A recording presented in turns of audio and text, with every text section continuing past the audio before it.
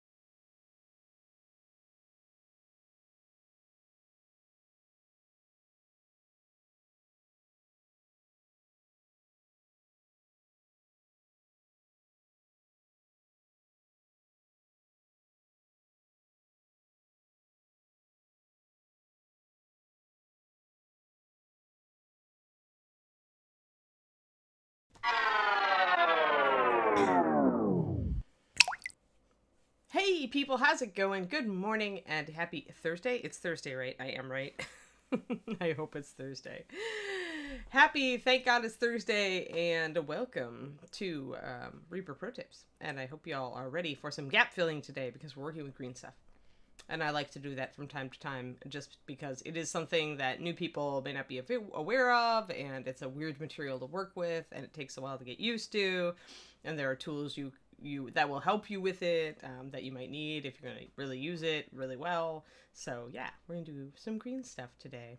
I may also talk about some color because I have changed my mind on Rocky's chest and wing membranes after looking at him yesterday, and David looked at him, and we both agreed that the blue is way too bright. So if we have any time after we gap fill, we're probably going to go and tune that stuff and make it look a little bit better. So hello, hello, hello. Hello. Everybody. Everybody is here. And some new people. I don't think I've seen you before, Cheesebagger. Hi.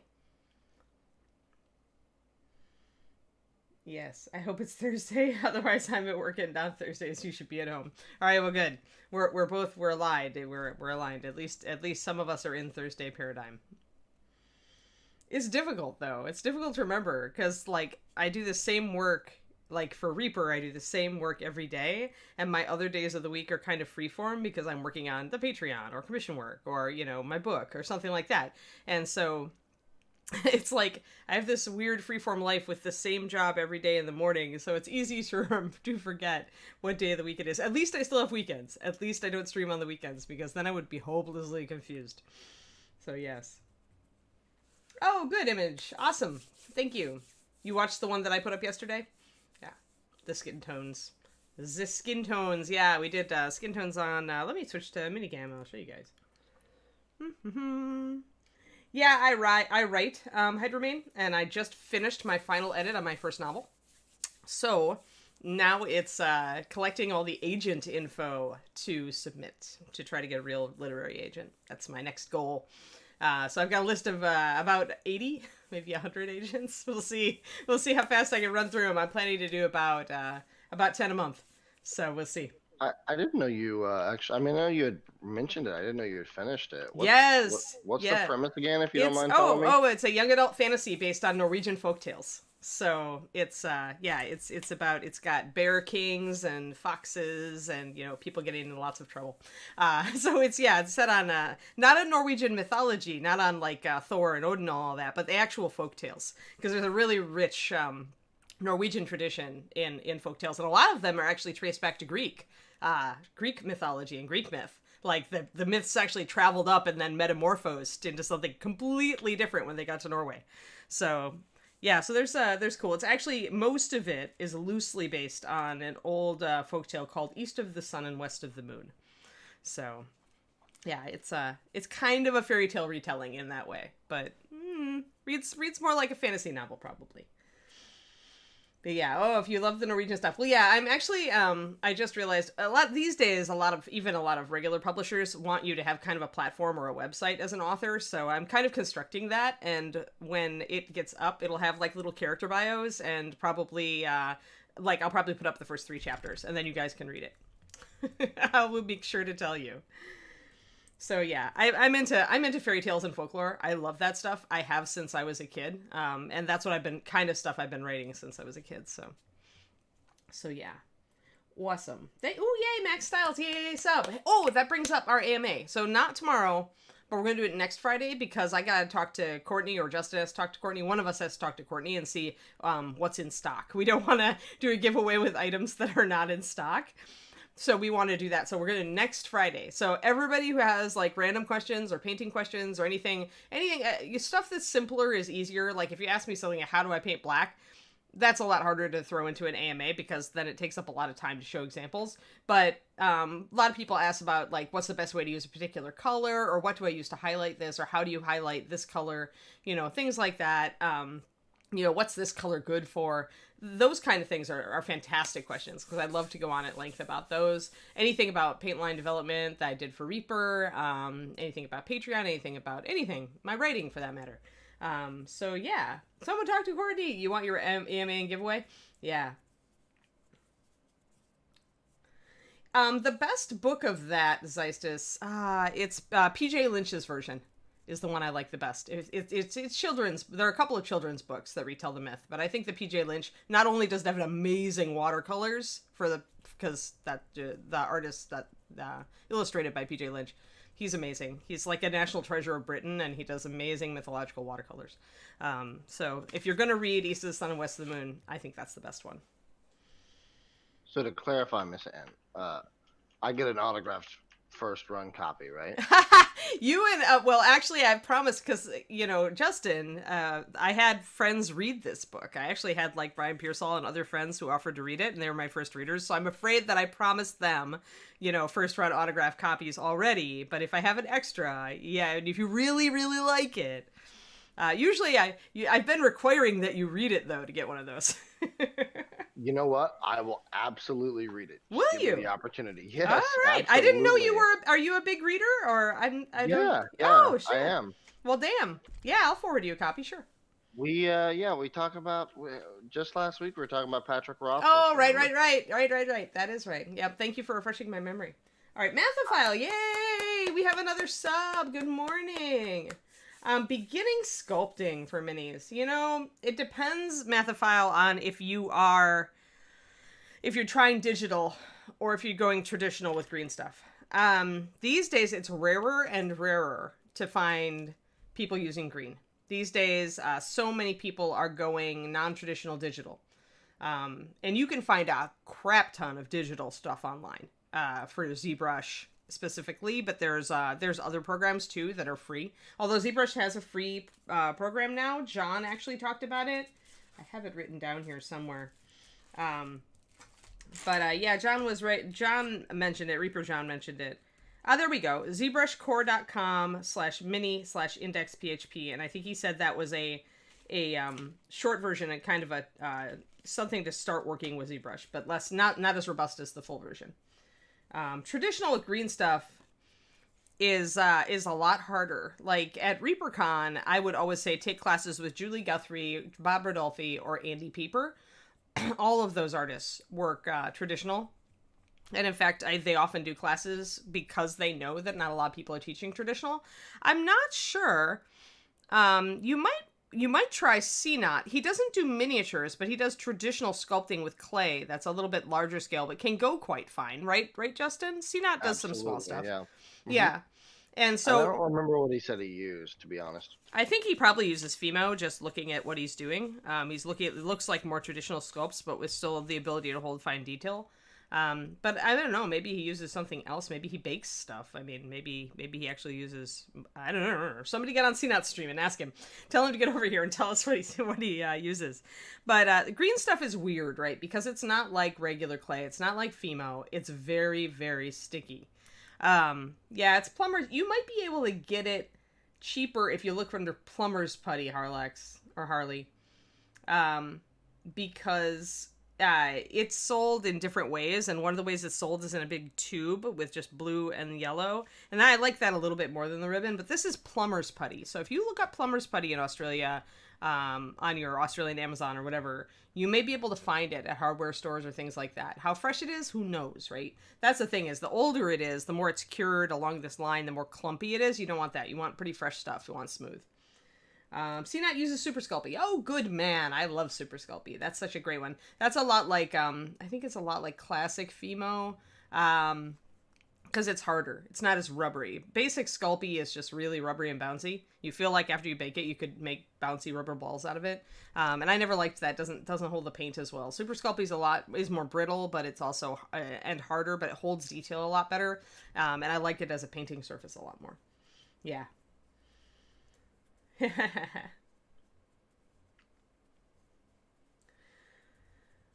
Do you know how to read? Yeah, I did not just ask Justin if he knows how to read. I'll take it. I laughed at it. Why not? All right, so let's talk about green stuff. First, let's talk about tools. Let me get out my little Wax 5 from Patrick. I have a few tools I keep around.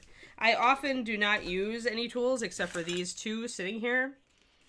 One of them, some of you are familiar with them already. One of them is named Tiny Spoon because Tiny Spoon is tiny and a spoon. There's Tiny Spoon. Let's get Tiny Spoon where you can see. You can kind of see him on the stream.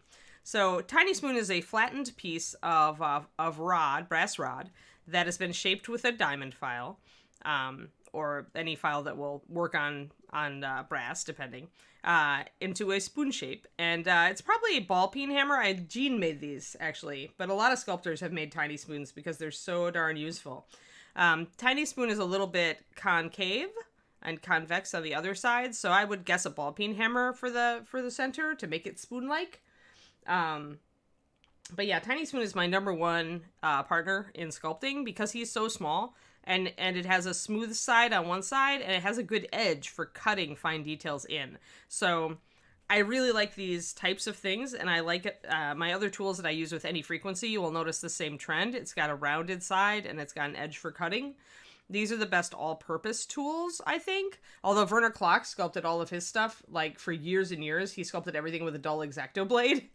So not as much of a rounded surface for Werner. And, of course, you know, the tool that you tend to gravitate toward is going to influence your sculpting style a little bit. I also use... this is a standard, like, clay or wax sculpting tool. Really, the spade shape. I have a sharper one also. This one is much sharper on the tip. Let's see if I can get it to where you can actually see it, how sharp it is. Let's put them next to each other. There you go. Now you can see. So I do like this shape an awful lot. I don't use these shapes very often. I find I just want Tiny Spoon if I need something small and rounded.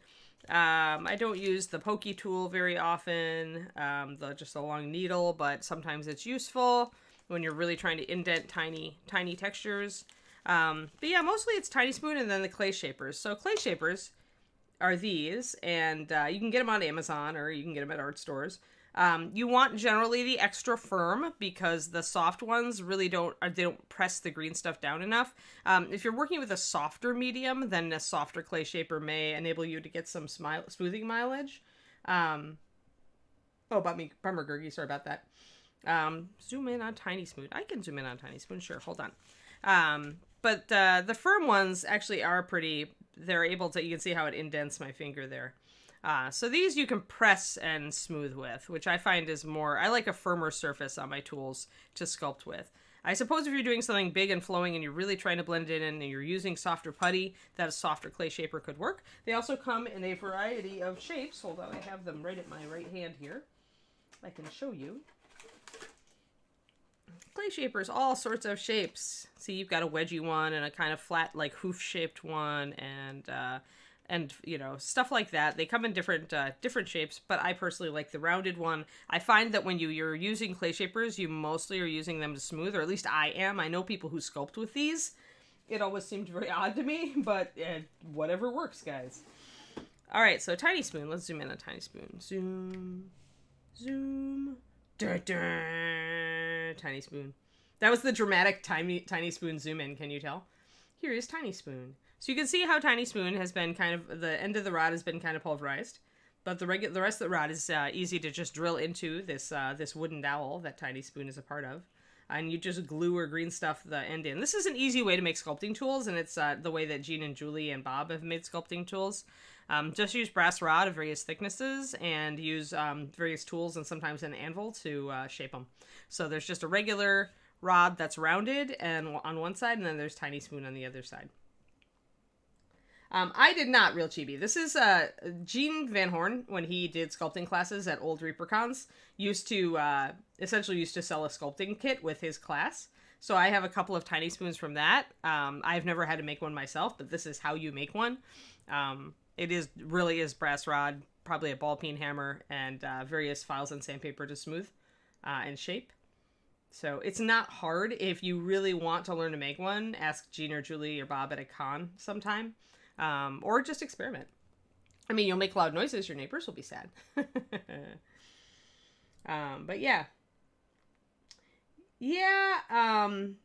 That makes the filbert brush, using brushes to smooth out polymer clay or epoxy sculpt, which is can be very wet, especially if you add water, makes a lot of sense, Carrie. Green stuff is so rubbery and firm and sticky that brushes will not work on this sucker. So it really depends on what medium you're sculpting in. That said, when I sculpt, I very much prefer Fimo to green stuff. Now, some sculptors, like Jason Wiebe, and actually Bob and Julie have done this also, will use a mixture of, say, Fimo or Super Sculpey and green stuff. And what happens then is that if you use more green, or at least equivalent green, I'd have to look up the ratios, but the point is that when this cures, it makes a heat reaction, and it will, if you mix it with Sculpey or Fimo, it will actually bake the Fimo as it cures. So you don't have to oven bake if you do a mix. And you kind of get the best of both worlds, because the green goes less sticky because you've just put a blob of Fimo in it. And the Fimo gets a little bit more adhesion and ability to stick to the stuff around it, which if you're sculpting and adding on to a sculpt is useful. So yeah, you can totally do that weird hybrid also. I find that with conversion work, I prefer green because it's going to stick to the surface I need it to stick to. Now, green does stick to everything, yourself, your clothes, your hands, your carpet, your dog, everything. So I usually keep it in or stuck to a plastic bag that I just fold over it. It is very easy to relatively get it off the plastic bag, but even then you will see that bits of it are stuck to it. This is, never leave it sitting on your desk. It will, I swear, the blue will ooze out and just adhere to your desk. Awesome, Carrie. I'm glad you learned something. Yeah, I didn't know about the whole thing. The sculptors, for a while, before the ZBrush thing took off, where a lot of our sculptors switched over to ZBrush, there were several of them that were doing hybrid mixes of green and other sculpting putties. Because sometimes green can be a pain in the butt to work with. Okay, often. Always. Green can be a pain in the butt to work with. So we don't want to grab too much of it, but you always grab too much of it because you think, oh, I'm just taking a tiny piece. And then when you mix it, you're like, oh, that's not very much. And then you try to put it on the model and you realize you have like miles of it. So that's why a lot of people do what are called putty catchers. They'll keep a base or something or a model around that they're working on. And they will just stick any excess to that and sculpt it in. And I've got a couple of projects right now that I could do that on. I've got my Frost Giant Queen base that I'm still slowly working on, but that I've sworn I will work on a lot faster soon. So we'll keep Miss Frost Giant base around here. Oh. So Frost Giant Queen base has got a lot of green stuff on it. You can see it. I'm using it to make texture on the tiles. I'm using it to construct this little plinth that the pillar is on. I need to also construct a plinth like the top of the pillar up here and a panel, although I think I made my panel out of Abe's. I just don't know where I've stuffed it. Or out of the wood putty. The other putty catcher I keep around is just a base. I have yet to put a model on it, but I'm just practicing essentially sculpting rocks in organic forms. So this is a really good use for your extra green stuff too, because you almost inevitably have extra green stuff. So keeping projects around that require green, and then I like to do all my green in like one big swoop. Like I'll save up several projects worth of green stuff, and then, oh there, I found my little plaque. Good. And then I'll just work on green stuff all day. Stopped using green. So here we go. So essentially I'm using more yellow than blue. This is key. One, it gives you a longer cure time to work with the putty. And two, it's going to make it softer and more easy to smooth in. If you are gap filling, go heavier on the yellow than on the blue. You can actually go up to like 2 times yellow, 2 to 1 yellow to blue. This isn't quite that. I just grabbed what I could grab. And then of course you're going to mix it. Gonna do the folding it over and over again until it turns green. I want it to be uniform so that it starts to cure. It is going to, you can use gloves if you want. I find that it sticks to gloves. It annoys me, so I just use my fingers, but be sure to wash your hands and not to eat while you are using green because it is not non-toxic, and so you do not want to eat it. Hey, Dogfather, what's up?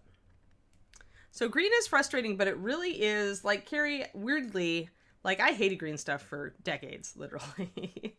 And for a while, I was using all Aves. Until I learned the trick about using a lot more yellow in it.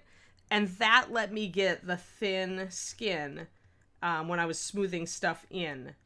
That was the problem I had with it, is that I could never get it to blend in like everybody else could. But then I realized it was the proportions I was using. The more yellow you use, the thinner you can get it to go, and you really can get it to blend into the surface at that point.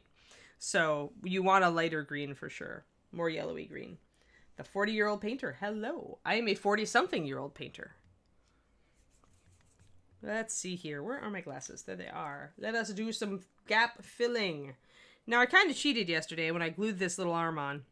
Oh, but it's come apart nicely. Okay, we have a huge gap. Look at that huge gap in there. Okay. See where the shoulder is sticking up? So huge gap. See a huge gap? Yeah. All right.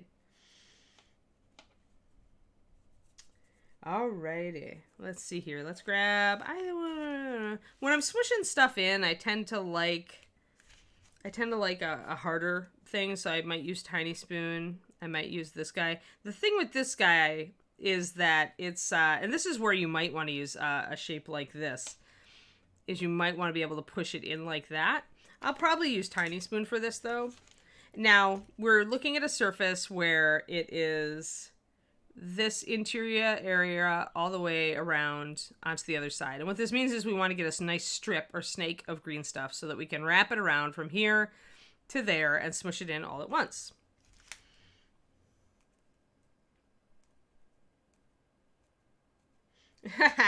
Max, you know, gaps are fine.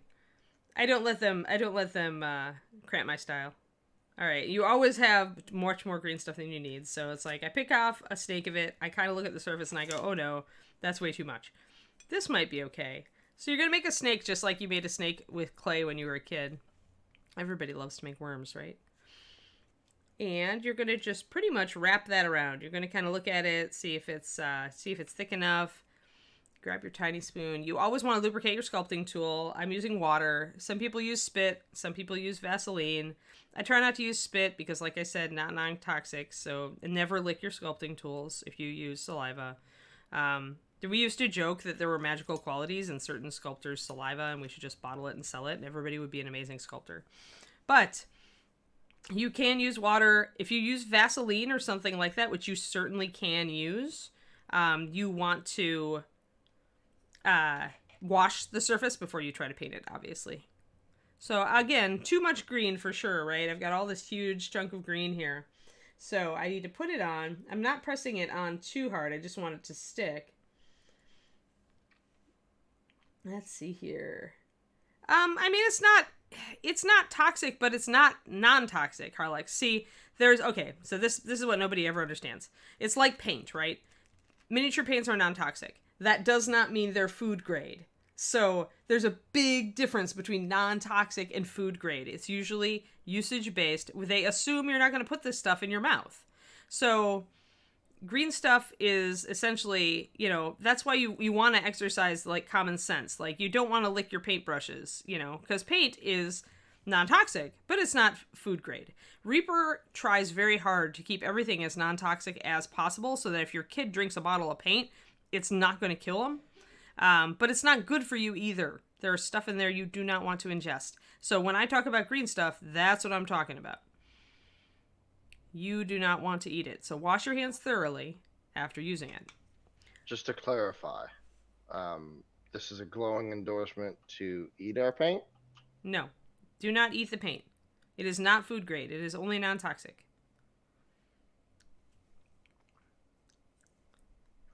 Actually, I think this is the question that we all want to know. Is it okay to cover our bodies in this paint?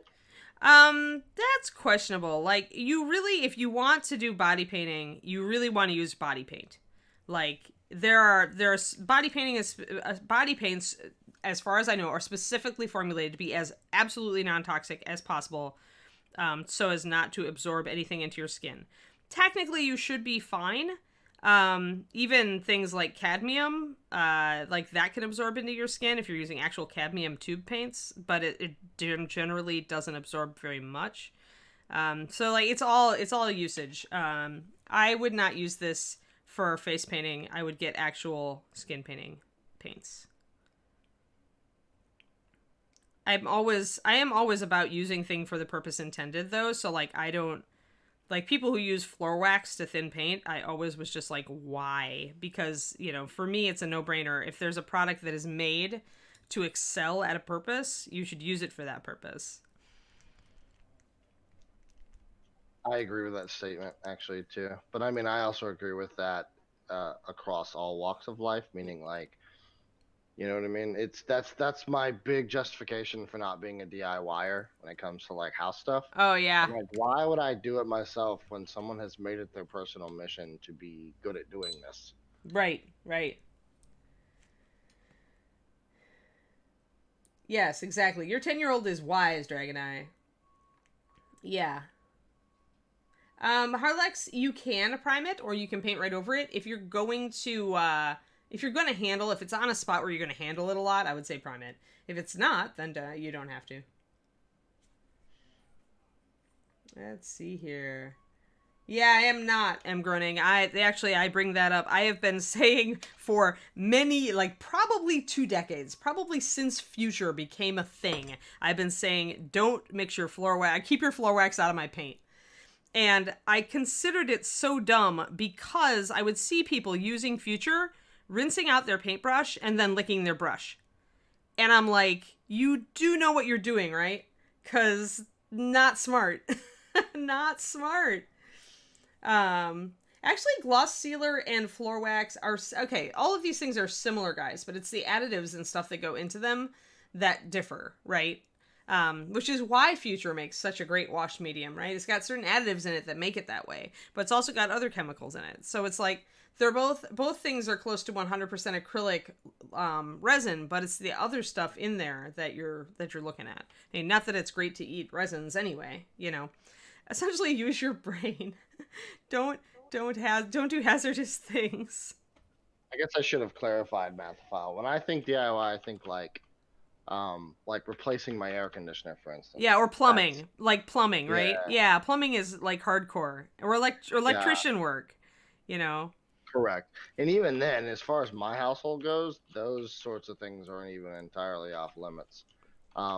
Purely because Michaela and her father just put in electricity in the garage, for instance, on a separate wall. They pulled it from the breaker and everything. So, Wow. like that sort of stuff does just happen to happen in my household. But I'm thinking more like I don't want to install my new stove necessarily if it's gas, right? I don't want to run a gas line kind of thing. Yeah, yeah. But yeah, I agree. I have replaced so much. In fact, if you guys have ever come to Reaper, you'll like this maybe.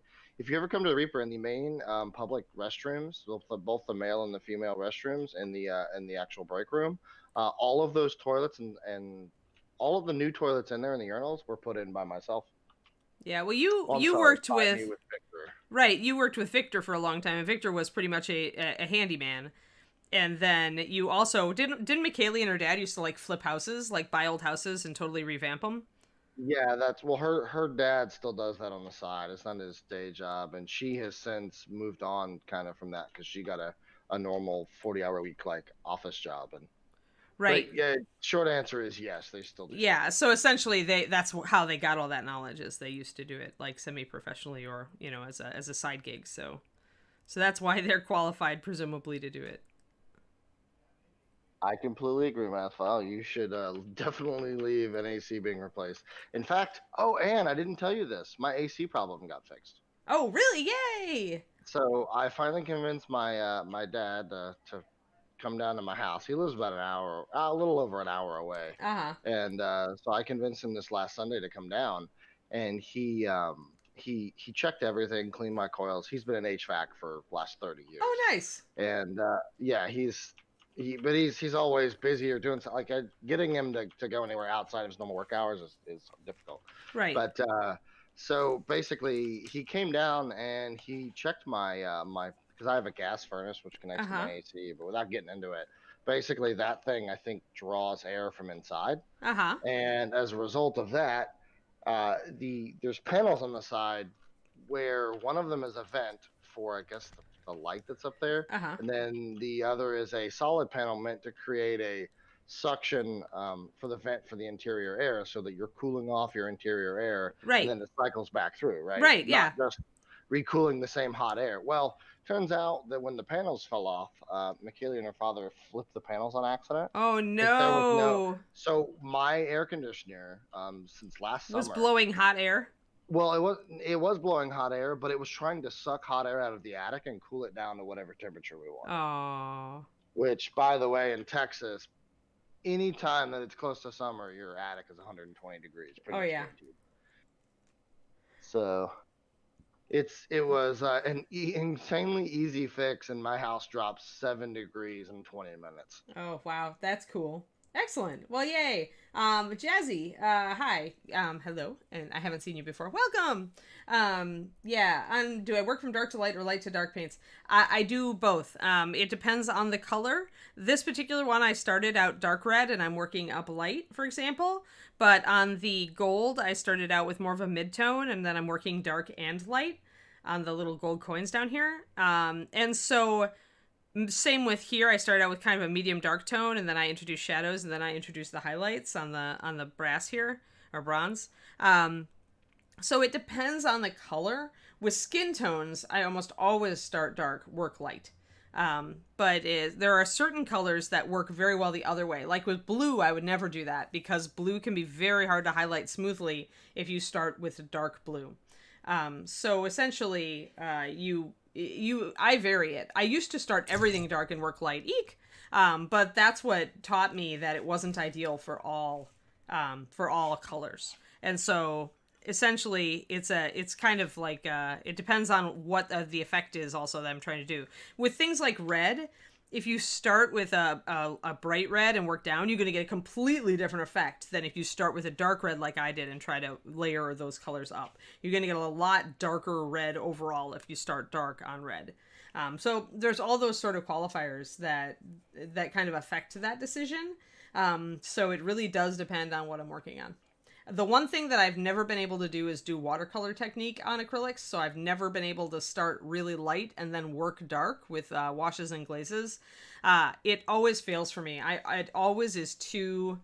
I never get enough depth. My shadows never go dark enough. And if I do get them to go decently dark, it's with so much work that I may as well have started with the mid-tone and gone down and up. So your mileage may vary. Try different techniques. Some colors are very difficult to start dark and work light with, like blue. And the reason for that is the transparency of blue. But I don't know that I have time to go into that right now. Oh, yeah. Michael stopped licking his brushes quite a bit. Is it normal I didn't to put... think about it, Anne. Huh? Oh, go ahead. I'm sorry. I'm trying to answer my questions here. But, yeah. I was piggybacking off of what both Mathfile, I think, and let's see here, someone else had said too, that I think that the non-toxic property of our paint is probably comes in most applicably. Jesus, that was a difficult word to say. When people are accidentally licking their brushes, right? I mean, obviously, when your child accidentally eats a bottle of paint, that's bad. But think of all the people who subconsciously, are ingesting minute amounts of paint over the years. Right, exactly. Well, and that's why we do it. Yeah, that's why we do it. That's why we try very hard to make sure that we're not using bases that are really kind of, questionable. Even though they're not ever supposed to be eaten, they're still, there's non-toxic and there's non-toxic and there's not non-toxic. So you kind of have to look at the warnings. Gergie, yeah, this is how I do. Yeah, I'm just essentially, I like to use too much rather than too little because I hate trying to take that last little bit and smush it down. I hate filling a gap and then having a recess and having to add more green because at that point, my green is starting to maybe cure a little bit. So, and I might have to do it on this shoulder. This was also, remember, a really deep gap. So I was using a lot of green because I partially knew that it was going to go that way. So there, I grabbed a little ball of green here, and now I'm going to scoot it over to where I need it because I did not have quite enough green stuff on this top area. But yeah, I prefer to go a little heavy on the green and just cut and scrape it off. That way, it's better than having to go back in and have this big hollow when you smoosh your green stuff down and they've got this recess. So now I'm going in and I'm smoothing it out a little bit, right? I'm pulling the green up. I'm seeing if it's if I've got too much recess here. I'm trying to blend the edge in a little bit. Blending the edge in on this is not as important as it is on a very smooth surface because this has a lot of texture. So if I'm going to put little scales on this, which I'm going to try to do, then I don't need to smooth it as much. I just need to make sure it's relatively smooth so it looks decent. I'm not going to put scales probably down in this area because it's pretty smooth even here on his arm. So this just needs to be smoothed in. And that can be difficult when you've got this weird angle, but just do the best you can. This is where Tiny Spoon comes in really handy because Tiny Spoon can get down into this little crevice. This is why I like very small sculpting tools. And I'm pretty much just grabbing it and I'm pulling the putty off to the side a little bit. And his mouth is totally getting in the way. Trying to find an angle that I can do this with. There we go. Mostly the surfaces that are... Oh, Kiri may be having a moment. Hold on. You all know that my dog sometimes has emergencies and I have to rush her outside, so She was just kind of kicking over there. So, yep, we got Kiri Murphy. Justin, quick, ad lib. Uh, uh, uh. Ad lib.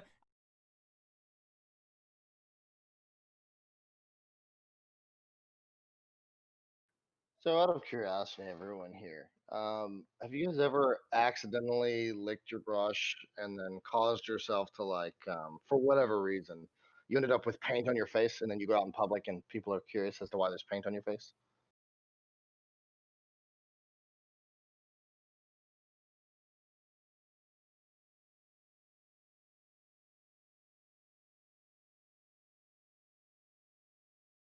And Sharky, that would have to be, I don't know. I don't have any options. I typically don't eat Reaper paint, so.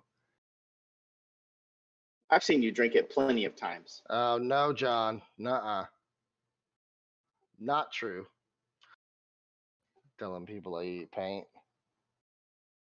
Oh, that one's got flake in it too, Sharky. I would be careful with that.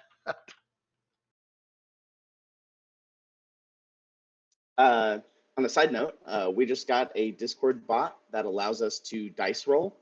So if you're in the Discord and you're in any channel, you can just do !roll and then whatever the command is. So if you want to roll 2d6, then you just type that in and it'll roll the dice for you. So it'll be cool Awesome. for playing. It'll be cool for playing games and things like that. So I just did a perception check for Jedi Jared on the Discord. So it'll be fun to mess around with that later on.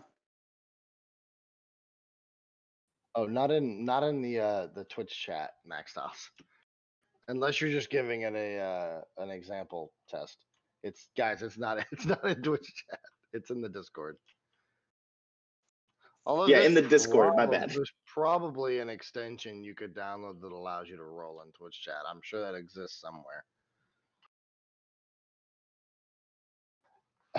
Nah, and I guess if our Twitch chat really wanted an extension to roll in chat as well, I guess we could probably work something like that out. But We could use it for determining gift cards or we could. I think we'd even have an application for when we do D&D stuff potentially.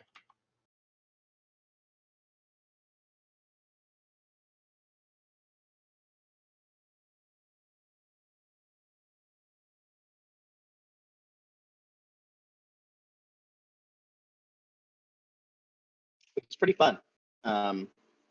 So I think it's going to be pretty cool. I think a lot of people have been using this along with Roll20 and stuff like that, a part of their Discord games or at their in-home games. I know things like Roll20 and things have stuff built into them, but Right. being able to do like a mud style or a text-based thing is pretty cool.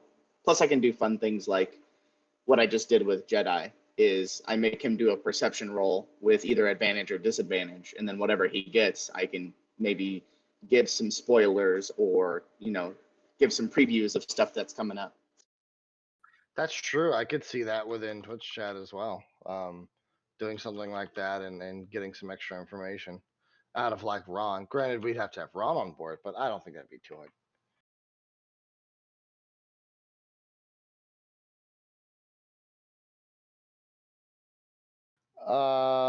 Neither one of us. We do Harls. We do not need Justin ASMR. There's no one in the world who needs that. Thanks for the raid, Zealous Hunter. Yes, We're thank you. in a doggy emergency right now, so she'll be back shortly.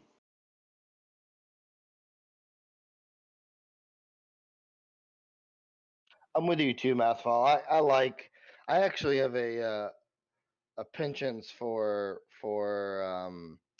collectible dice, like super. I know that in the world of D&D, people don't often look at it positively, but I mean, as far as like the people who make dice out of all kinds of crazy, super one-off, rare materials. However, I have a soft spot, like I said, for like collecting that kind of stuff. I having 9 different D20s made of 9 different crazy materials is just it's like trinkets. I have an obsession with it. Oh, and it's already back. And she's back.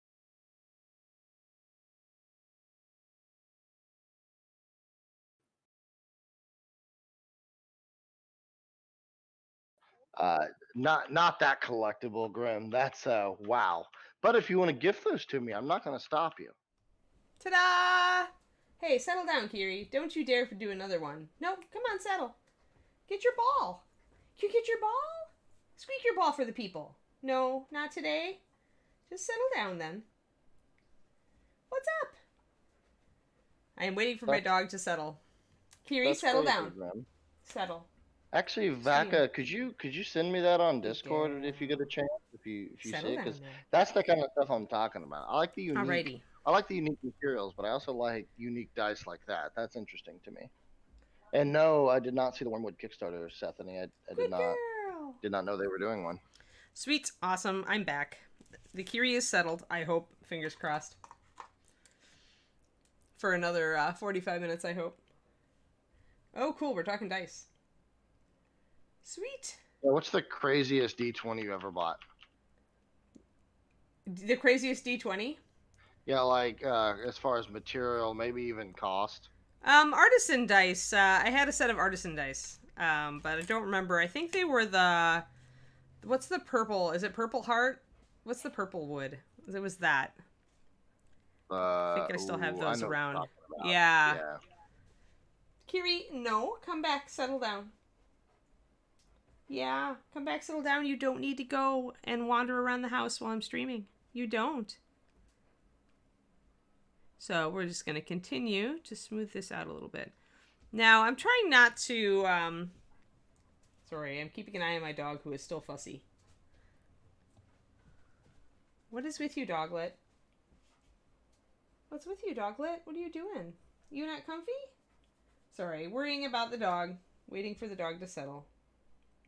Oh, I have one of those too, Dabber Raccoon. Actually, at one point when we were doing our Pathfinder 2 game here in the last, I think it was about 6 months ago at this point, I would roll it on the table at Collins's house, and he cringed every time. Oh yeah, the big metal dice. Yep. Yeah, I always wanted some bone dice or like mammoth ivory or something. Because I think they make those, but these days I'm trying to be minimalist because I realized when I moved, both after my divorce and then when I moved out here to California, that I have way too many dice. I know that's gamer heresy, but I mean way too many dice. So now I'm down to a caddy full of dice, a plastic tub full of dice, even after reducing my dice load.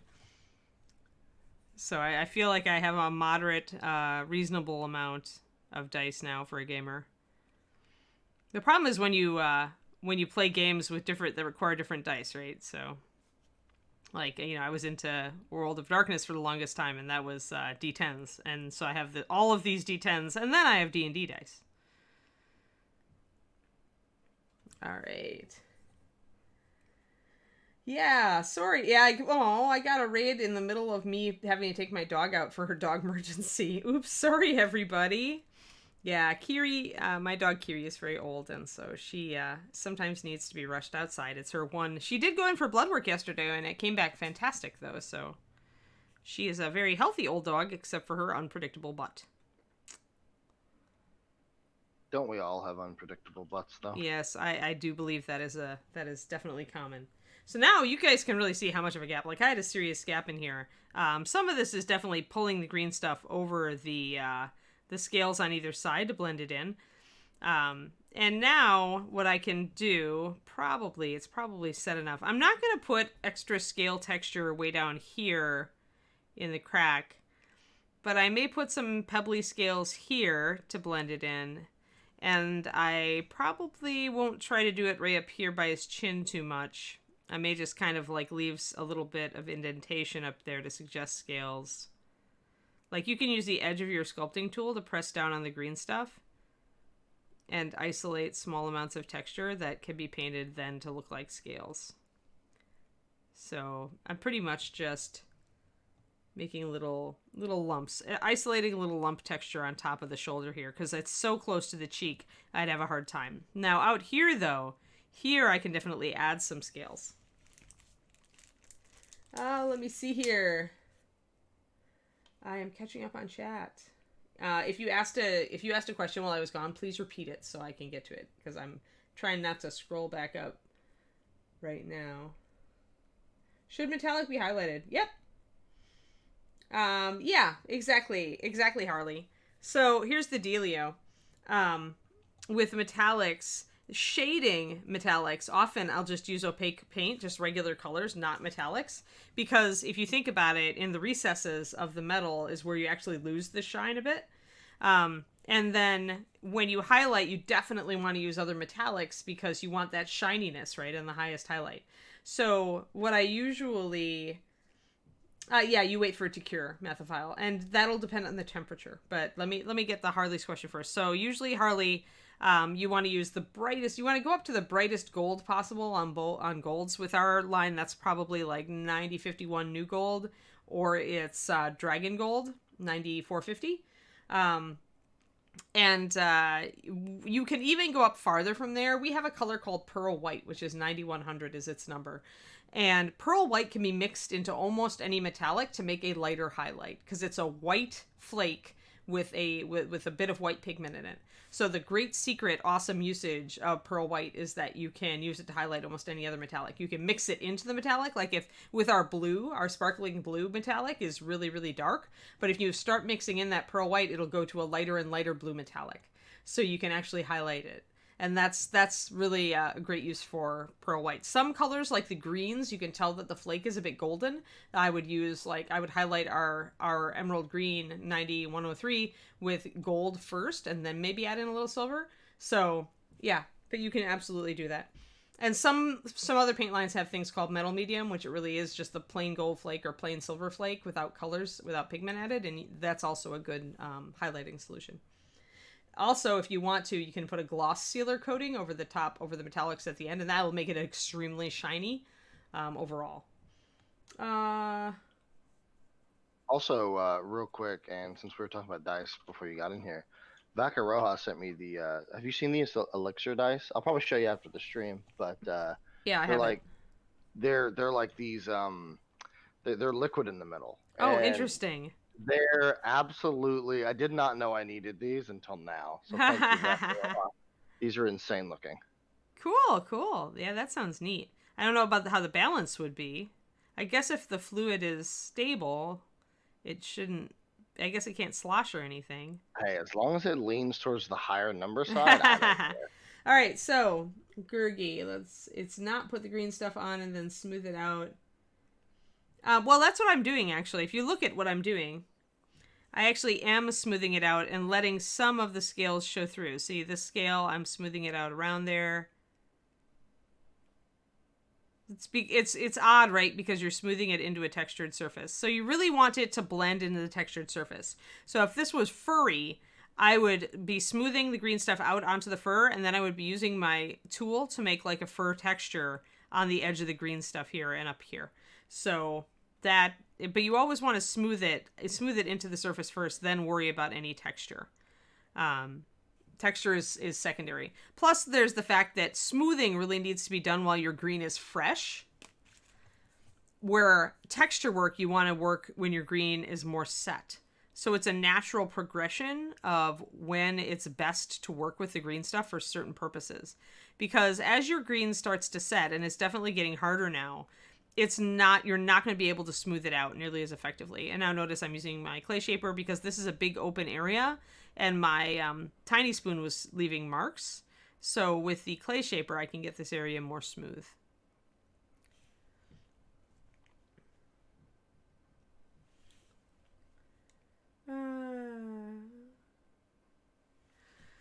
Gap filling is definitely something. I mean, gap filling is good. It's good to start working with green. If you want to learn to work with green, gap filling is the way to start. Gap filling and conversion, because it's basic skills. With gap filling, you usually want to get the green smooth, and then with conversion, you're often introducing texture and smoothing.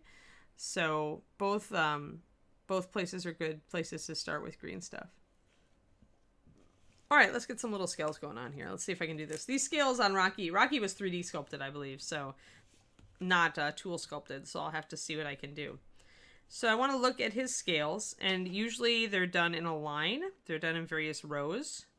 So like you can see that there's a row of scales here and there's a row of scales here. So what I want to do probably is continue those.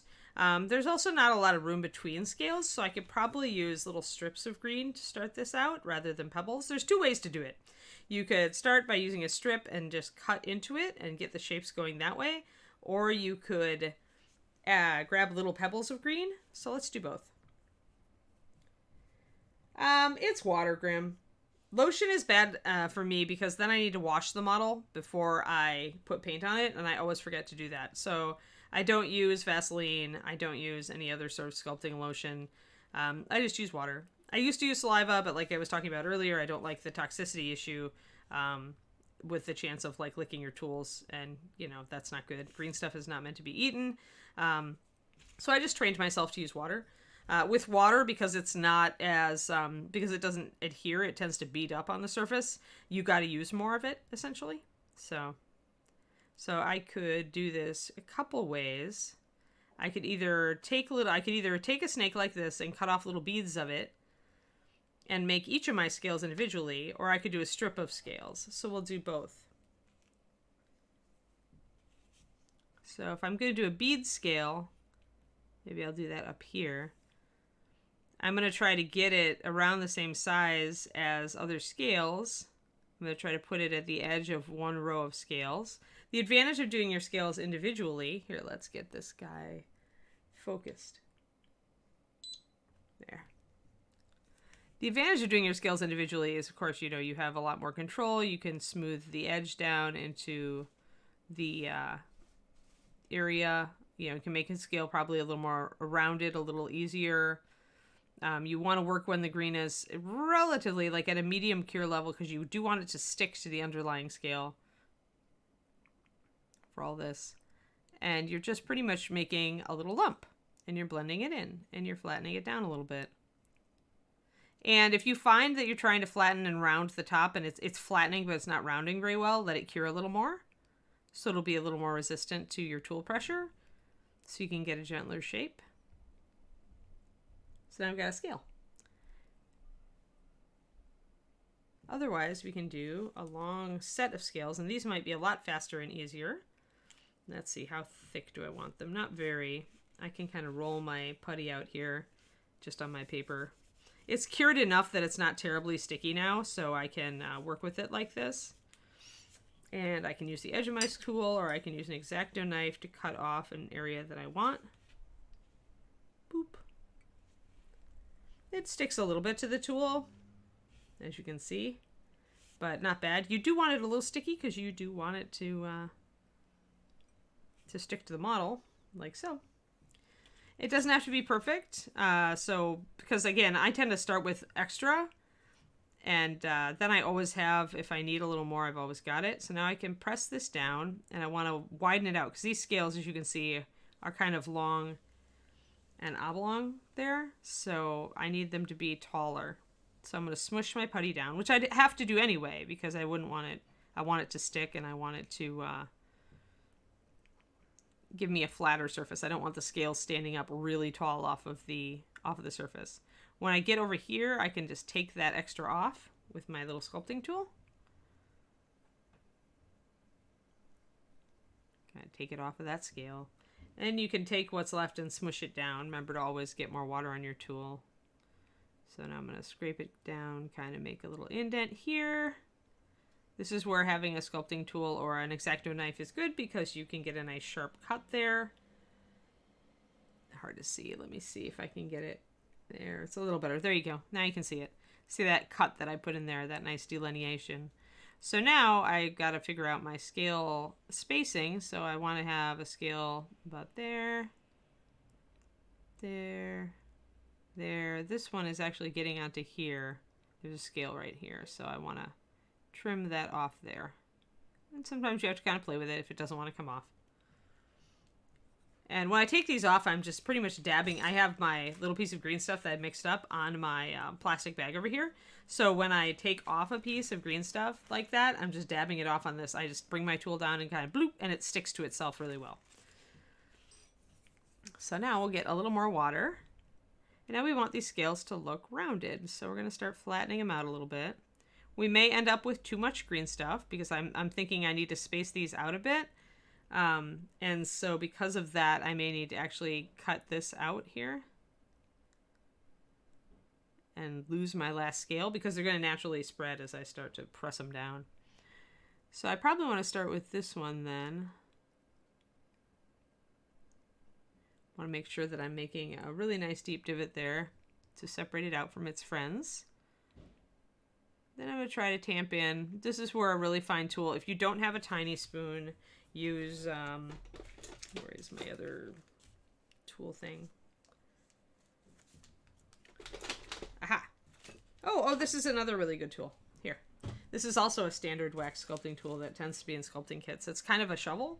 It's not quite as angular as my other tool that I use, but anything like this with a spade shape can be used for this sort of thing. So get your tool wet, and you can use the very tip of this to smooth down these scales and make them individual.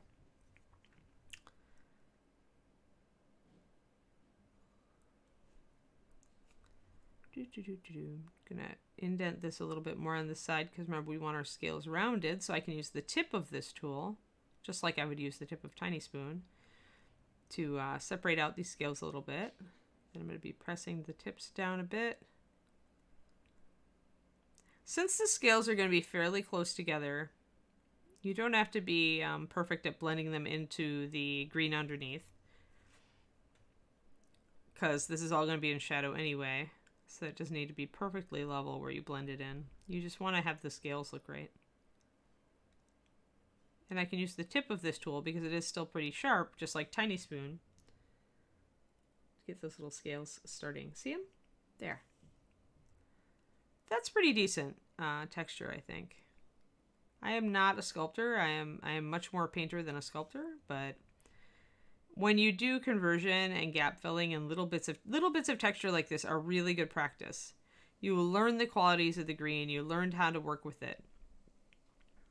And it's not a really high stakes thing, right? Just take your time. Don't try to rush it. Enjoy what you're doing. Try to learn about the putty, and when it gets annoyed at you, when you put too much water on and then it starts to come up in strings and things like that. So I've put a lot of water on there, so I might want to take a tissue and kind of wick that off. Little edge of Kleenex. Take some of that water off. Because sometimes when the green starts to set up, if you do have too much water on here, it will absolutely start to come up kind of in strings when you try to pull it or push it, and then you know you've got just way too much fluid. Then it's going to get underneath itself, and it's not going to let you stick your scales down. So there, look, we have a little row of scales. Ta-da! So yeah, so that's probably the easiest way to do it, is to just make a snake and to put down a row of scales and to fill that in. And make sure that you're kind of spacing out your scales right with the scales that are next to it. But don't be like perfect in matching the shape. You don't have to be perfect because, you know, you're going to be painting it. So you can do some touch-up work to suggest stuff. To suggest texture or lack thereof.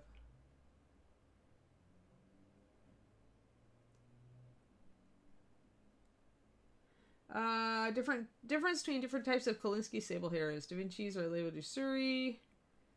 It's probably just a different species. If they're trying to do that, Mathophile, I believe that that's probably marketing, purely marketing.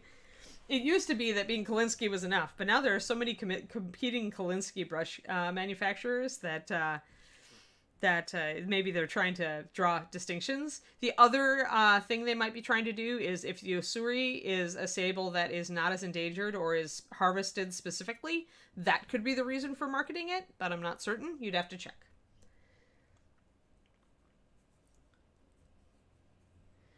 Yeah, because it could be either. It could be labeled that way to say that, hey, this is a specific type of sable that's harvested in a specific way from a specific region, or it could be a purely marketing, you know, with, hey, this is the best sable, you should use this. You know, when things have just been labeled Kolinsky for decades, probably for 100 years, you know, then you're just like, okay, so why did you change this? Let's see here. Nail set tool to form round bump things. Right. Yeah, that's why I just learned to sculpt them, Ultra Squid. I mean, you could use a stamp for this if you had a very small, like you could even use a tube, a brush tubule, right? If you had a thin enough one. Do I have one around here? Tubule top, where are you? I thought I had a tubule top, but I must have cleaned them out. But you know what I mean. The tubule that goes on top of your brushes to keep them nice. Yeah, here we go. So if you're on a big dragon, you could actually use this as a stamp or something like it, right? And go bloop, bloop, bloop, bloop, bloop to start your scales. The problem with doing that is that all your scales then are uniform, which they wouldn't be. They wouldn't all be the same size on all parts of the dragon, right? So then it's up to you. I mean, a lot of sculptors will use stamps to save time, and then they'll just sculpt what they have to. So that's a definite strategy that you can utilize.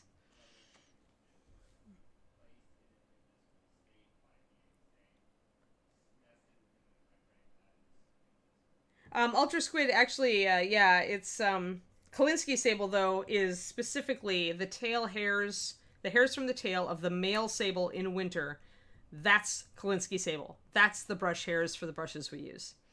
So yes, it does vary by season, by animal, by sex of the animal, and by species of the animal. There may be different variants on Kolinsky, on that type of sable.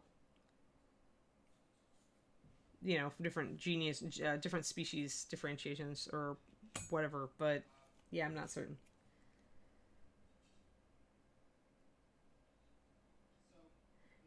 Right, marketing nonsense. That's exactly what I thought, Ultra Squid. Is just somebody, every time there's competition, a company will seek to find a way to set its stuff apart from other companies. And often they just will take an industry knowledge thing that lay people don't know and they'll promote it. So, like, the greatest example of this is liquid pigments. When Privateer Press came out with the P3 paint line, they started promoting heavily based on we are using liquid pigments, and like it was something new.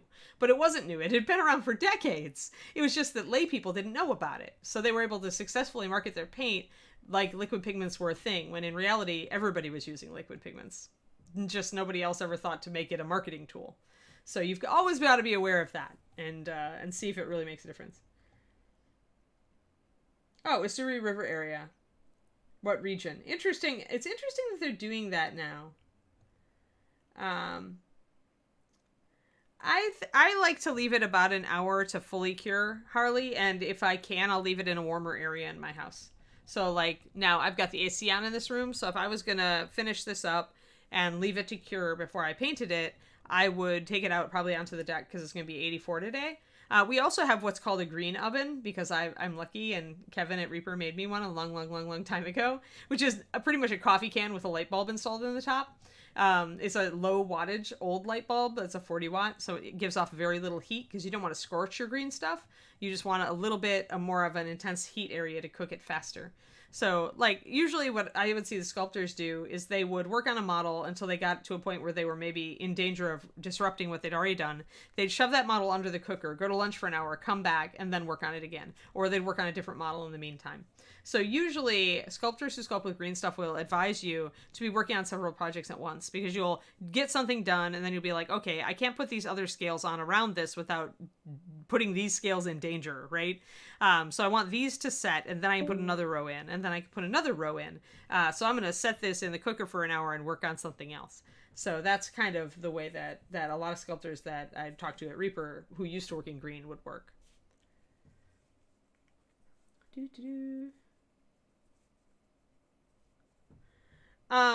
Essentially, I don't know if it does, Mathophile. I mean, it's Da Vinci. They're one of the top 3 quality producers of brushes. So, I wouldn't think it would be a lower quality. Let me put it that way. I suspect it's just a particular region, grade 1 Kolinsky. Now, that said, I know Da Vinci works very closely with their producers and hairs, like their hair suppliers and everything. Like, the people who run Da Vinci are really conscientious about, like, the details of their art and where they source the stuff they sell. So it could make a difference, or it could be just that they've always used weasels from that region and they're just choosing to advertise that now. Who knows? I don't know if a UV oven would work. It has to be heat. If it produces heat, Harley, then it will work. But it's just, you want the environment to be a bit warm for a faster cure, but you don't want it hot. You never want to put it in your oven, just because you don't want to scorch the green or cause blisters, which can happen if there's too much heat.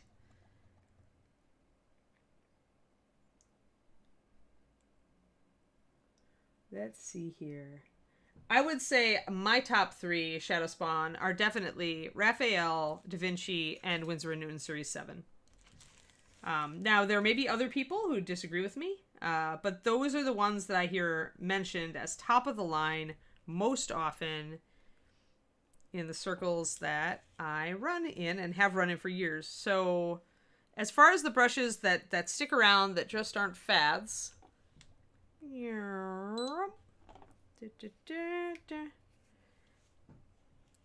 So we got Da Vinci, we got Raphael. Let me see if I've got a Winsor & Newton. I'm not a Winsor & Newton girl in general. Everybody does different stuff. I don't know if I have a Winsor & Newton out here. No, I don't. All right, so everybody does different stuff, but Winsor & Newton are all, Series 7 are also up there. And just those companies have been around for so long and have had a reputation for the finest grade 1 Kolinsky hairs for so long that those are just at the top of my list. But, oh, certified organic. Oh, awesome. Awesome image. Well, that's, okay, so that's an organic thing. Interesting. Mathophile, they're not in the top 3. They're not in the top 3. Top 3, remember guys, there's like 24 brush suppliers out there. To get in the top 3, you got to be really, really high end. Reaper brushes, Mathophile, are Kolinskys, but they aren't quite as high grade as like this super top. That's why you're not paying $20 a brush. Da Vinci, Raphael, you're gonna pay $20 a brush pretty easily, unless you catch a sale or maybe $18. But I mean, they're expensive, right? Reaper, you can get a very good quality Kolinsky from Reaper for $10. And Rosemary is the same way.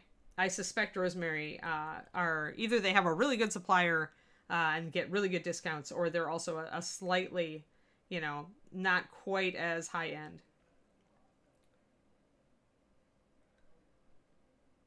I see. Well, so actually Image of Betrayal, that's very interesting. Yep, and there's also, so there we go. See, you've got all those different, so they are telling you where they're coming from. They're different too. Hold on. I think they've always used Tobolsky in the, like, all my Da Vinci's are old, keep in mind. Like, I haven't ordered a new Da Vinci for a while. So yeah, they're Tobolsky, there's a Martre. So Germany, France, these are made from different places, so made in different places. Well, that's a good deal, Mathophile, because normally you'd be paying more, between 90 and 100.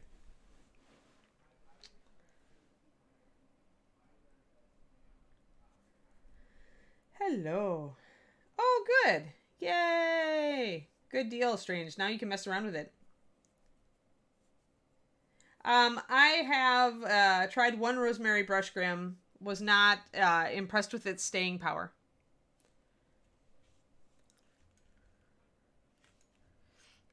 But then remember, I'm really picky on my brushes, for shape, right? And for shape and for just tip and for everything, and also for life, as far as how long they last and how well they're constructed. Nothing against Rosemary. Many people use them. David was really liking them for a while.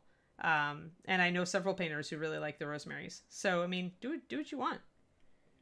Whatever works for you.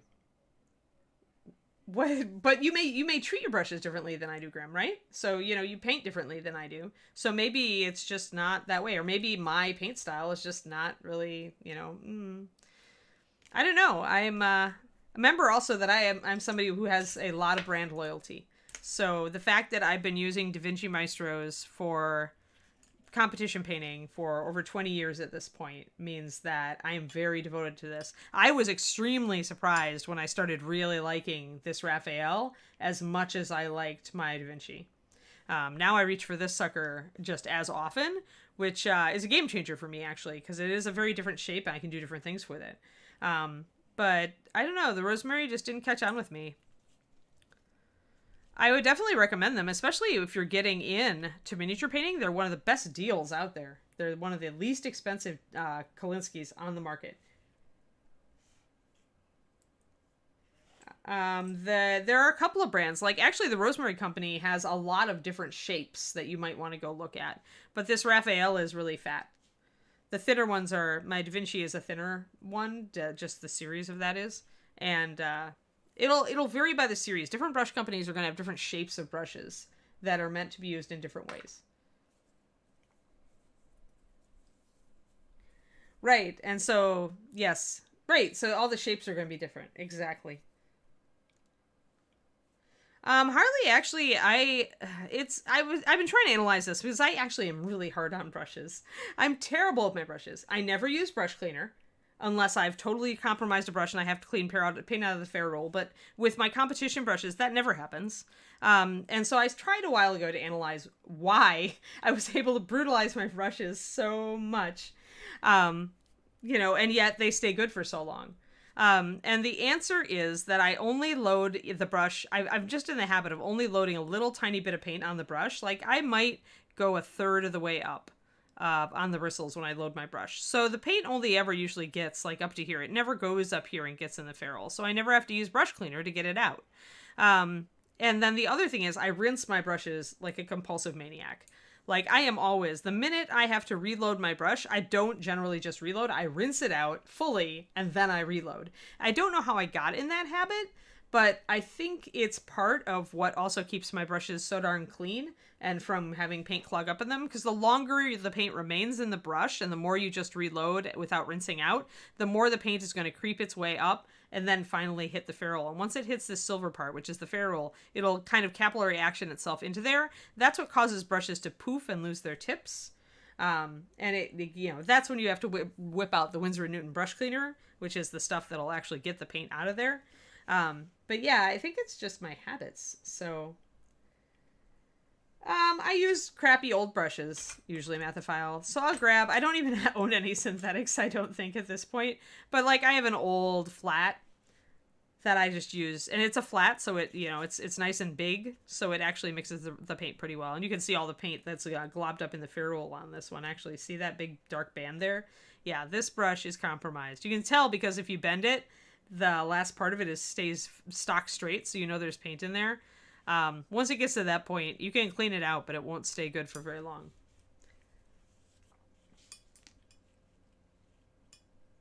It's possible that the wear, that I don't wear the brushes as badly because I'm using such a flat stroke. Yeah, everything is going to make a slight difference, right? Oh, Melon, thank you. Oh my God, at this rate, we're going to hit our next goal like super fast. All right, a reminder, AMA and giveaway next Friday, guys. Not tomorrow, next Friday. Because we have to make sure we've got stuff in stock so that I don't give away things that we're really low on. Courtney would be very upset with me if I did. So yeah. All right, any other questions on like gap filling, green stuff, brushes, stuff, things like that? We've got about 10 minutes. Yes, thanks for the subs, Melon.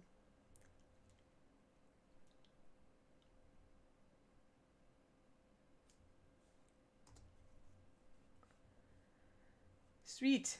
Awesome. Yeah, finger hearts for sure. Absolutely. But really, okay, so with brushes, guys, I mean, I can tell you what I think my top picks are. Other painters will have completely different top picks. And so what you should always do is, if you have friends who paint, who have brushes, obviously it's harder now in COVID to do this, but usually what I would recommend is, asking people if they could try their brush to see if you like it. The other thing is to, look for sales. The other thing is to just buy a few brushes from one or two companies and make sure that they're very different. Make sure you've got a big fat one, make sure you've got a really thin skinny one, make sure you've got a short one, and try them all and see which ones you naturally gravitate toward and which really suit the way you paint.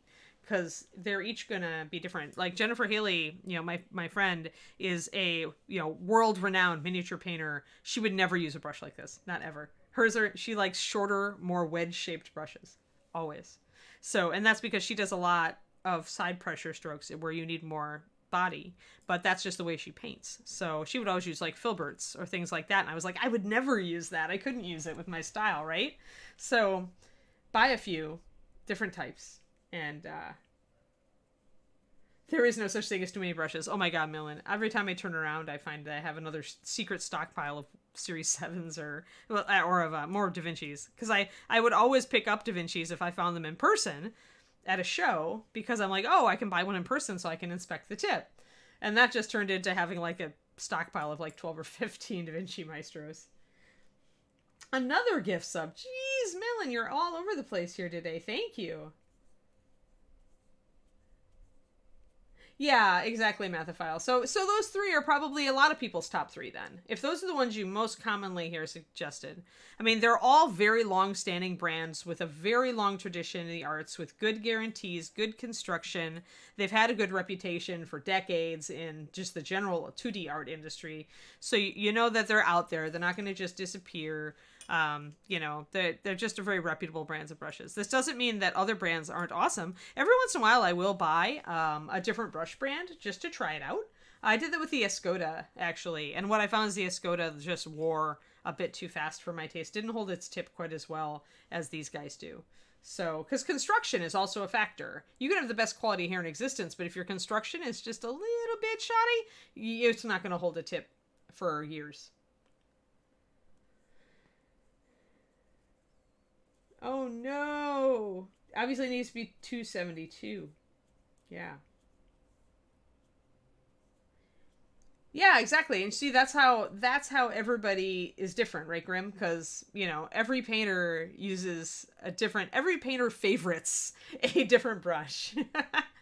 I know I'm kind of weird with the Da Vinci because, like, when I started talking about Da Vinci, nobody else was really talking about Da Vinci. Most of my friends used Winsor & Newton Series 7, either the miniature or the regular. And that was what they used. And then Raphael kind of came in and took off when people were looking for fatter brushes that could carry a bigger pigment load, a bigger paint load, you know, but still had really good tips. So this is a very versatile brush with the Raphael 8408, you know. So it's like that. You just kind of figure out what you need and you go for it. And that's why I say you should all try different types of brushes. Like a good sample for you all would be to try these brushes that I have in front of you, plus a Winsor & Newton Series 7 miniature series, which is a more wedge-shaped, shorter bristle. And between those, you're probably going to find out if you like a big brush, if you like a thin brush, or if you like a wedge-shaped brush, and which one works the best for you. So...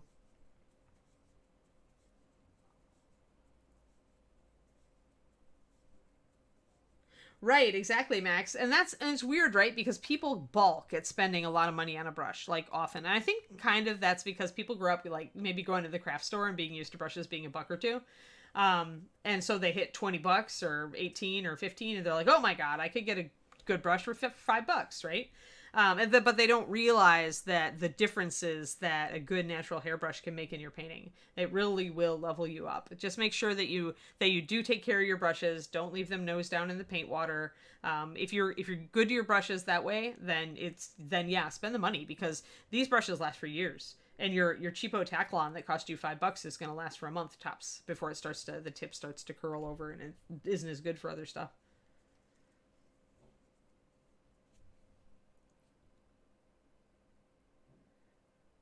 Yeah, still trying to figure it out. Well, just paint. I mean, at that point, if you're early in your painting development and you're still learning your fundamentals, then you still have a lot of time to work on it, right? So work on your layering, work on your blending, work on your, washes and your fun stuff and your detail work and all that. Yeah. Oh, an awesome workshop at ReaperCon. Just hand around brushes and have people use each of them. It would be of limited use. The thing is that you usually need to use them for a longer period of time to really figure it out. That's the downside, Tister.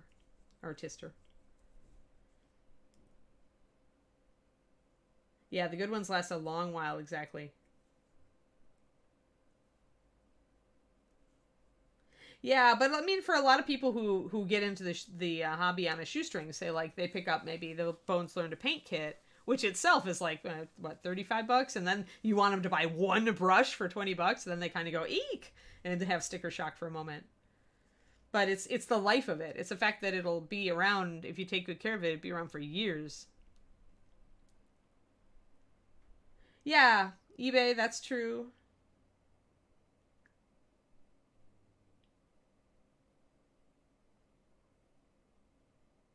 Yeah, that, or you could try keeping them in. What I did when I had a cat, Malin, is I got one of these Plano boxes, tackle boxes. Here, hold on, let me actually zoom out again. I've been using my zoom in and zoom out a lot lately. But I keep my brushes in here, and that's also at my travel case.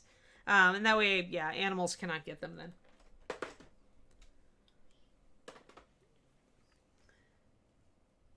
I have not tried the Blickmaster Stroke. Are those the hybrid Kolinsky hybrids, or are they um, synthetic?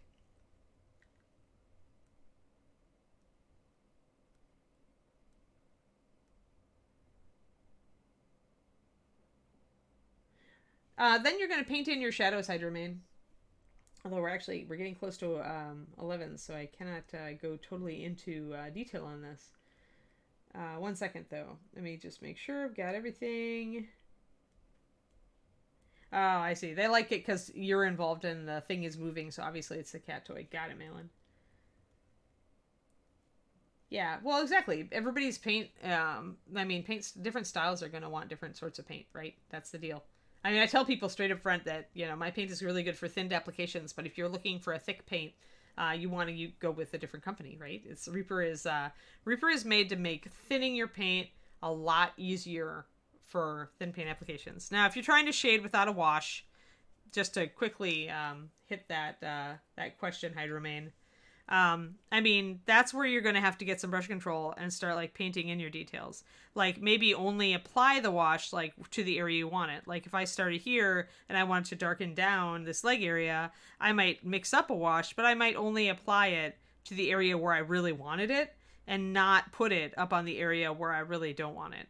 So in that way you can get that. If you want to bring out details, otherwise though, it's a matter of putting down a base coat or shadow and then highlighting it, or painting in some darker shadows between areas to bring out details. And you think that it is more time consuming, but in reality, having to re-highlight everything after I put a wash on it was taking me forever. So I stopped using washes, 20 years ago.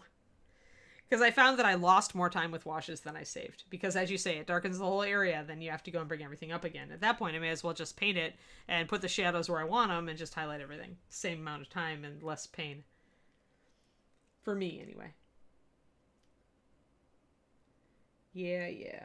Oh, red sable? Red sable means it's the same. Kolinsky's are red sable, but they're the top 2 grades, HM Road Dog. So the top 2 grades of red sable are deemed Kolinsky. And Kolinsky's have like between 10 and 15 grades. So I'm interested to know if they're not calling them a Kolinsky. I'm interested to know what they're calling, what grade they are. I wonder if they're like a 3 or a 4. Yeah, they have very different properties. Yeah, and Reaper is the weird one on the block. Most paint companies go for the thicker paints with the vinylish kind of base where you get high coverage, but you also get a lot of separation when thinning. So, nobody makes a paint base with every quality you need. That's why it's good that there's a variety. So I would never change Reaper to a super thick base like the other, because every other paint line in the world has a super thick base.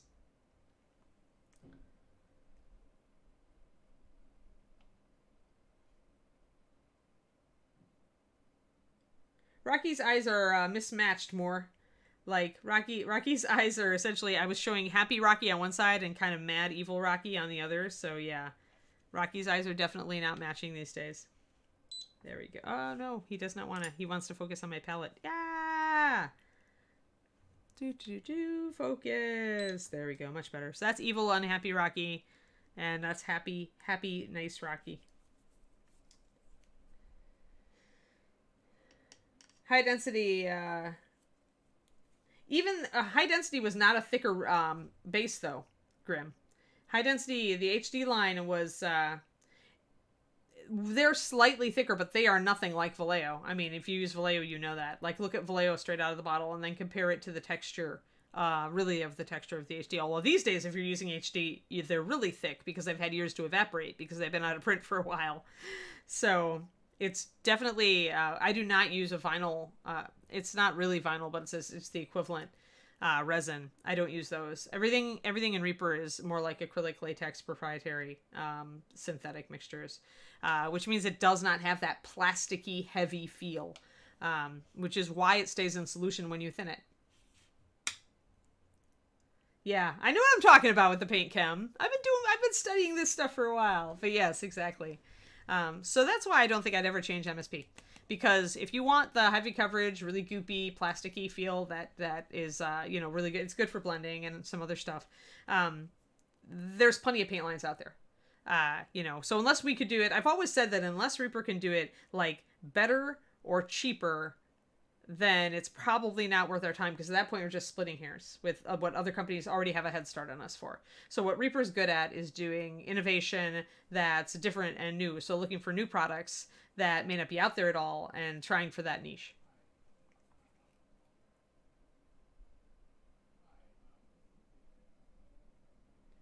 Yeah, our paint does dry pretty fast. I mean, it is really it's made for layering washes, glazes. You want that sort of fast drying application in that case. Yeah, absolutely. Yes, and Reaper excels at layering. Exactly, Mathophile. Because that's what I do, right? I mean, I do a lot more wet blending now, actually. But because I made the paint, I was looking for a paint that fit into my style, because all the other paints out there at that time didn't. Like, I had to fight with Vallejo to get it to the level where I could layer with it, So I was trying to create something different and new that would work well with the techniques that I and my friends were using at the time. Oh no, mustard yellow is the best base for yellow ever. Ogre skin is close. I maybe mix ogre skin half and half with Palomino gold. If you do that, you get a decent match for mustard yellow. It's close. Not perfect, but close. All right, well, it's 11, so it is time to... Yeah, Rocky's bipolar right now. I'll fix that down through the ages. Anyway, my scales, let's do the poke test. My scales are still a little tacky, so they're still curing. But, so it's probably, I would say, a good hour. Plus, remember, it's cooler in this room because I put the AC on so that my dog will sleep and not want to go outside, which only works half the time. But anyway, there you go, guys. You're good. And then tomorrow will be another, I don't know, I'll do something different tomorrow. Yeah, who knows? Maybe they're all bipolar. But yeah, everybody is free to like whatever paints and brushes and anything they like. Just paint well with it. Paint pretty things. Then bring them to the ReaperCon painting competition so we can all see them. And yes, always, everybody's style is different. So do not let anybody tell you ever that you are doing it wrong. There we go, little Rocky. Rawr. He says, look, I got some scales and I got my shoulder filled in. Yay. I had to do fill, Pendrake. There was a big gap here because I glued the chest into place before I glued the arm into place. I didn't glue it all at the same time because I didn't want the arm to block my access to other things. So essentially, I needed to fill this gap, and to do that nicely, I needed to sculpt scales. So yeah. Well, let me show you guys this. I mean, it's always nice when I get a teaching opportunity out of this sort of thing. All right, Rocky, here, have a nice little sit up there. I don't know, but I mean, the people I know who airbrush a lot, like Aaron Lovejoy and Michael Proctor, use MSP and have no problems with coverage. When you are spraying on, apparently, MSP has, that application gives it decent coverage. You're gonna essentially ask yourself, at that point it's ease of thinning, right? Like Reaper, you're gonna have to thin a lot less to get to a good airbrush consistency. Whereas Vallejo, you're gonna have to thin a lot more. And also Vallejo has issues with falling out of solution when you thin it. So remember that.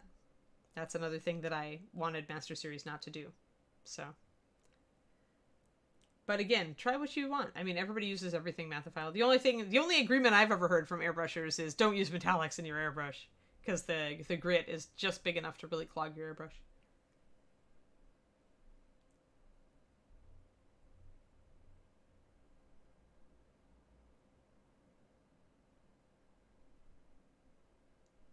Yeah, add water for your second coat after you've done your first coat. Yep.